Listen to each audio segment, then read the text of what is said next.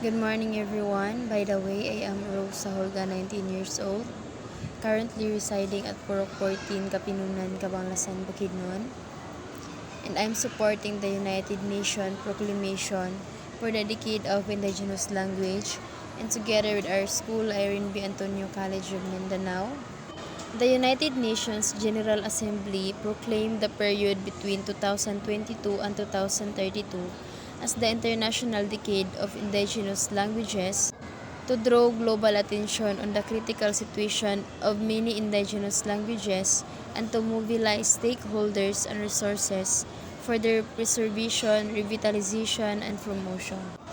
The proclamation of an international decade is a key outcome of the 2019 International Year of Indigenous Languages, for which the United Nations Educational, Scientific, and Cultural Organization lead global efforts. The organization will continue to serve as lead UN agency for the implementation of the International Decade in cooperation with the United Nations Department of Economic and Social Affairs and other relevant UN agencies. And the reason why I'm doing this video is to show my appreciation and support to the United Nations Proclamation for the Decade of Indigenous Language.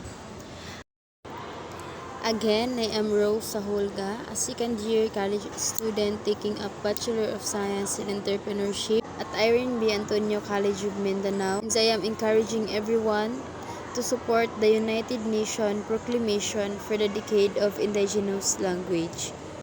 Thank you for watching and listening. I hope you learn. Bye-bye.